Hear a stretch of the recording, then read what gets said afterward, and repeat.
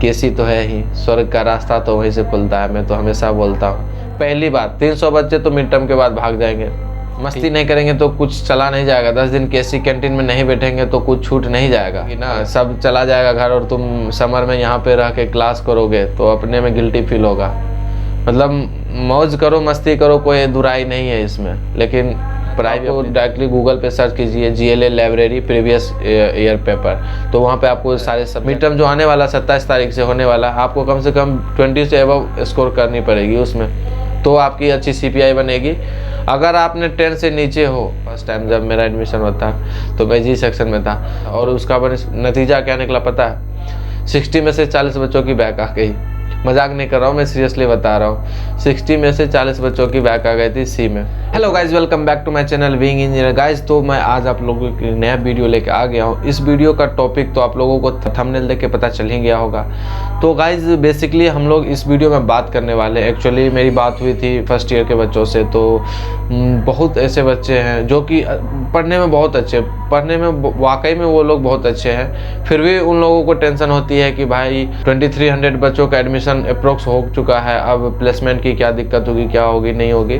तो शायद उन लोगों को पता नहीं या कोई बताने वाला नहीं है, क्योंकि सभी अगर फर्स्ट ईयर बात करेंगे तो उनको भी उतनी जानकारी होती है जितना कि उसको जानकारी है, तो उनका वो डाउट क्लियर नहीं हो पाता। तो सबसे पहले कि तुम्हें इन सब की टेंशन लेने की कोई ज़रूरत नहीं है। यूनिवर्सिटी है, यूनिवर्सिटी काम कर रही है प्लेसमेंट को लेके, तुम्हें टेंशन लेने की कोई ज़रूरत नहीं है, सबकी प्लेसमेंट होगी। लेकिन प्लेसमेंट से पहले तुम्हें जो काम फर्स्ट प्रायोरिटी है, प्रायोरिटी बेस्ड पे ही इंसान को काम करनी चाहिए कि अभी जो मिड टर्म आने वाला है तो उस पर फोकस करनी चाहिए। अब बहुत सारे ऐसे बच्चे हैं जिसको जो ये बोल रहे हैं कि भैया मेरे टीचर ही सही नहीं है, इलेक्ट्रॉनिक्स के टीचर सही नहीं है, सी का टीचर सही नहीं है, पाइथन नहीं है, समझ में ही नहीं आ रहा है। या फिर एक चीज़ तो है, ये मानने वाली बात है, मैंने भी जज करा था जब मैं फर्स्ट टाइम कॉलेज आया था, तो मुझे भी प्रोग्रामिंग वगैरह कुछ आता नहीं था, मतलब प्रोग्रामिंग का पी भी नहीं आता था। शायद आप लोगों में से बहुत ऐसे बच्चे हो जिनको भी प्रोग्रामिंग का पी नहीं आता होगा। तो उस टाइम क्या था कि बहुत क्लास में बहुत सारे ऐसे बच्चे थे, 10 से 15 बच्चे ऐसे थे। हमारी क्लास की स्ट्रेंथ थी 60, और उसमें 10 से 15 बच्चे ऐसे थे जो CBSE बोर्ड से पास आउट थे या फिर ICIC बोर्ड से, तो उनको हल्की सी सी, पाइथन या जावा, कोई 3 लैंग्वेज में से एक ऐसा कहा जाए तो उनको जो प्रोग्रामिंग लैंग्वेज का कंसेप्ट था वो हल्का हल्का क्लियर था। भले ही उसको अच्छी तरीके से नहीं आती हो, लेकिन उनको वो लैंग्वेज जो है, एल्गोरिदम या लॉजिक बिल्ड जो है वो हल्का सा क्लियर था। लोगों जो फ्रेशर्स थे, न्यू थे, तो हमारे जो टीचर थे वो भी ऐसा करते थे। और वो टीचर जो है, जो भी हम लोगों को पढ़ाए थे, मुझे पढ़ाए थे, और हमारे सेक्शन जी सेक्शन में फर्स्ट टाइम जब मेरा एडमिशन हुआ था तो मैं जी सेक्शन में था, तो उस टाइम जो हमारे क्लास के एडवाइज़र वही थे और वही सी पढ़ाते थे। वाकई मतलब क्या ही बताए, इतना खतरनाक टीचर मैंने ज़िंदगी में आज तक नहीं देखा। और सब टीचरों से पता लगाता था, और सब सेक्शन से जब पूछता था तो पता चलता था कि सारी लैंग्वेज जो है, प्रोग्राम जो है, हैशटैग इंक्लूड से लेके कर्ली ब्रेसेस बंद तक का जो है सारा मतलब प्रोग्राम बोर्ड पे लिख दिया जाता था। मेरा 5th सेमेस्टर चल रहा है, और मैं आप लोगों को वादे के साथ कह सकता हूँ, मतलब फुल कॉन्फिडेंस के साथ बता रहा हूँ कि मेरा जो टीचर था, आज तक एक भी प्रोग्राम ऐसा नहीं था जो कि वो हैशटैग इंक्लूड से लेके एंड करे, मतलब कर्ली ब्रेसेस एंड करे नीचे जाके। आज तक ऐसा कोई प्रोग्राम नहीं बताया था, नहीं लिखा था। और उसका नतीजा क्या निकला पता है? 60 में से 40 बच्चों की बैक आ गई। मजाक नहीं कर रहा हूँ, मैं सीरियसली बता रहा हूँ। 60 में से 40 बच्चों की बैक आ गई थी सी में, उसमें मैं भी था। ठीक है, तो सीन कुछ ऐसा था फर्स्ट सेमेस्टर में मेरा। और अभी जो आप लोगों का एग्ज़ाम आने वाला है, तो आप लोगों को मैं बस यही कहना चाहता हूँ कि मिड टर्म की जो एग्ज़ाम है, यही स्कोरिंग एग्ज़ाम है। अगर इसमें आप लोगों को 20 से ऊपर मार्क्स आ गए तो कहीं कोई दिक्कत नहीं आने वाली। आप लोगों की CPI भी अच्छी बनेगी। और आप लोगों को पता होगा कि CPI जो है फर्स्ट सेमेस्टर से ही, अगर फर्स्ट सेमेस्टर में सही CPI बन गई तो फिर कोई दिक्कत ही नहीं है, आगे आपकी CPI सही से मेंटेन रहेगी। अगर फर्स्ट सेमेस्टर में CPI गिर गई तो बाद में उठाने में बहुत दिक्कत होगा। आप किसी से भी पूछ लो, किसी भी आपके जो बड़े भैया हैं या सीनियर हैं उनसे बात कर लो, सब यही बात बोलेंगे। तो CPI ये हो गए। और मिड टर्म जो आप लोगों को आने वाला वो बहुत ही मतलब इम्पोर्टेंट है आप लोगों के लिए, क्योंकि अगर आप लोगों ने अच्छे से अभी नहीं पढ़ा, मतलब आप लोगों के पास मात्र 10 दिन बचा हुआ है, 8 से 10, एक हफ्ते बचे हुए, अगर आप लोगों ने मेहनत नहीं करी, 20 नंबर नहीं आया, या आपको 10 से 20 के बीच में मार्क्स आनी चाहिए कम से कम, ज़्यादा से ज़्यादा 30 आउट ऑफ 30 तो लेके आ ही सकते हो, उसमें कोई दुराई नहीं है। और सबसे डिफ़िकल्ट सब्जेक्ट जो अभी उभर के सामने आ रहा है, क्योंकि फर्स्ट ईयर के बहुत सारे बच्चे मेरे कांटेक्ट में हैं, तो सब कोई बोलता है कि मतलब भैया इलेक्ट्रॉनिक्स और जो सी प्रोग्रामिंग, ये दोनों का फंडा समझ में नहीं आ रहा, ना ही टीचर मिल पा रहा।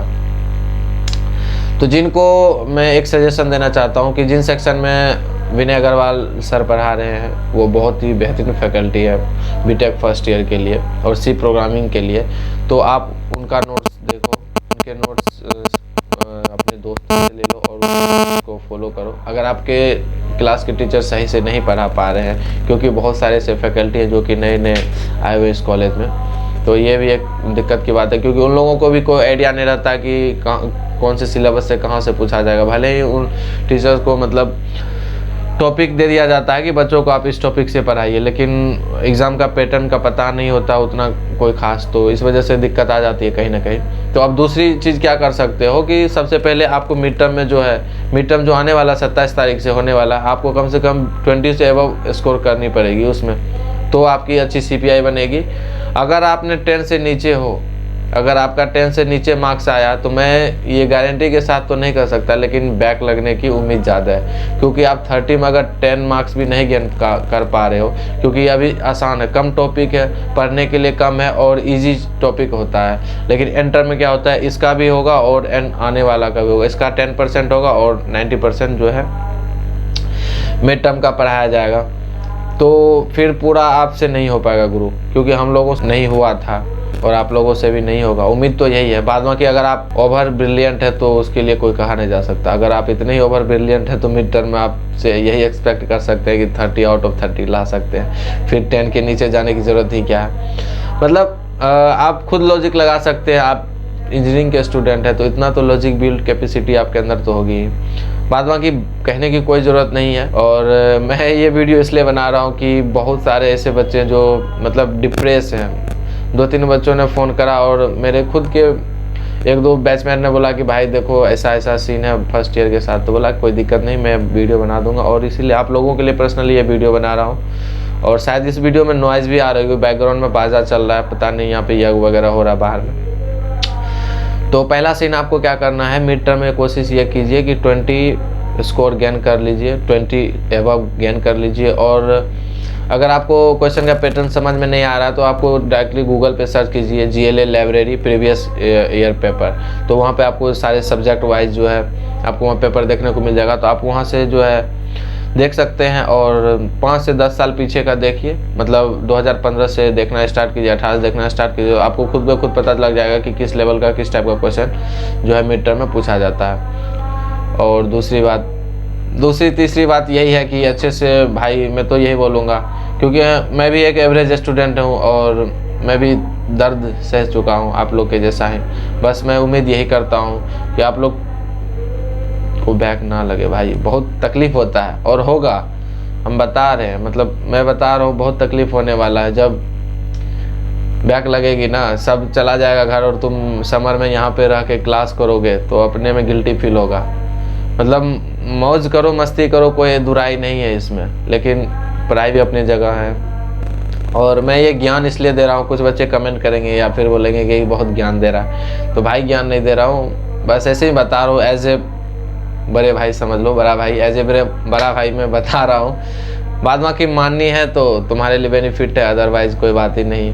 तुम अपने रास्ते, हम अपने रास्ते। मेरा तो काम है वीडियो बनाना, तुम्हारा काम है उसको अप्लाई करना। क्योंकि बहुत सारे ऐसे बच्चे होते हैं कैंपस में जिनको इंटरेक्शन नहीं हो पाते किसी सीनियर से, किसी भाई उनका नहीं पड़ता। क्योंकि मेरे साथ भी ऐसा हुआ था, मैं फर्स्ट टाइम अपने एरिया का पहला बंदा हूँ जो कि यहाँ पे एडमिशन लिया हूँ GLA में, और अभी तक ऐसा ही सीन चल रहा है।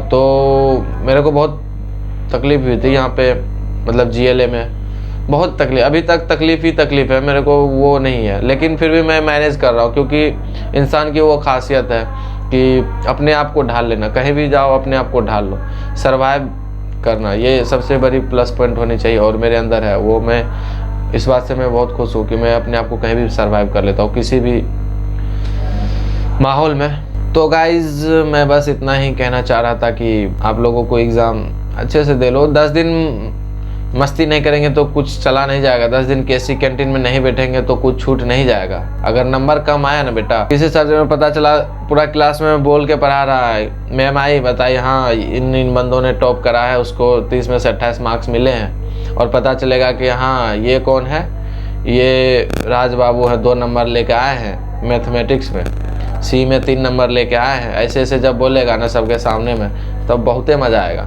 जितना मज़ा पेटीज खाने में आता है ना, चीज़ पेटीज, उतना ही मज़ा आएगा वो नंबर सुनने में उस टाइम। ठीक है, क्योंकि हमारे क्लास में भी ऐसे ही होता था। बहुत गिल्टी फील होता है, मतलब खुद को तब अपने आप को समझ लोगे कि यार कहाँ आ गए। और एक बात और मैं ये चीज़ भूल गया था बताने के लिए कि जो बच्चे ये सोच रहे हैं ना कि 2300 बच्चे आ गए हैं तो हमारा प्लेसमेंट कैसे होगा। पहली बात, 300 बच्चे तो मिड टर्म के बाद भाग जाएंगे।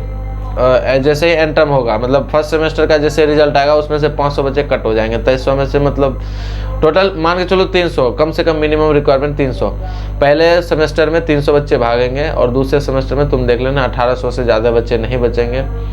और फर्स्ट ईयर जैसे क्रॉस होगा, सेकेंड ईयर में जाओगे तो 1500 बच्चे रहेंगे तुम्हारे बैच में। उसके बाद भी बहुत इधर उधर भटकेंगे उठकेंगे, ऐसा ही रेशियो चलता है। क्योंकि मैंने जहाँ तक जज करा है, मेरा थोड़ा सा ये नेगेटिव पॉइंट है कि मैं आदमी को जज करता हूँ, पता नहीं क्यों।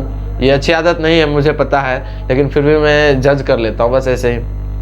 तो जहाँ तक जिन बंदों से या फिर जिन भाई बहन से मैंने बात करी है, तो मुझे बस यही पता चला है कि बहुत अच्छे अच्छे स्टूडेंट आए हैं इस बार। लेकिन वाकई मतलब बहुत अच्छे अच्छे स्टूडेंट भी आए हैं और थोड़ा उस टाइप का भी बच्चा सब आया है, तो कोई दिक्कत नहीं है। ये मतलब संसार का नियम ही है। हर जगह अच्छे बच्चे नहीं होते, कुछ गंदे भी होते, कुछ अच्छे भी होते हैं, कुछ बैड बॉय भी होता है, कुछ बैक बेंचर, कुछ फ्रंट बेंचर। मतलब ये नहीं है, मतलब ये है कि हम लोग जिस काम के लिए आए हैं वो काम हो रहा है कि नहीं। हम लोग अगर बीटेक करने के लिए आए हैं तो बीटेक हो रहा है कि नहीं। बाद बाकी सब तो चलता रहेगा, मजाक मस्ती एकदम।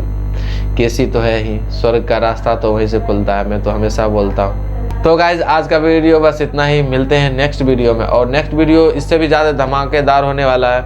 और दूसरी बात, आप लोग हमारे चैनल को सब्सक्राइब नहीं करते हैं। मात्र 24% ऐसे हैं सब्सक्राइबर ही हमारे व्यू हो पाते हैं, 76% जो है अनसब्सक्राइबर व्यू आते हैं। तो गाइज प्लीज़ सपोर्ट कीजिए, आप लोगों के लिए इतना मेहनत करते हैं, हम लोगों के लिए क्वालिटी टाइम है, क्योंकि टाइम खुद मुझे नहीं मिलता है। अभी क्लास सस्पेंड था तो मैं सोचा वीडियो बना के डाल देता हूँ। तो गाइज हमारे चैनल को सब्सक्राइब कीजिए, सपोर्ट कीजिए। और हमने एक टीम भी बनाई है और बहुत ही जल्द उस टीम से इंट्रोड्यूस भी मैं कराने वाला हूँ इनकमिंग।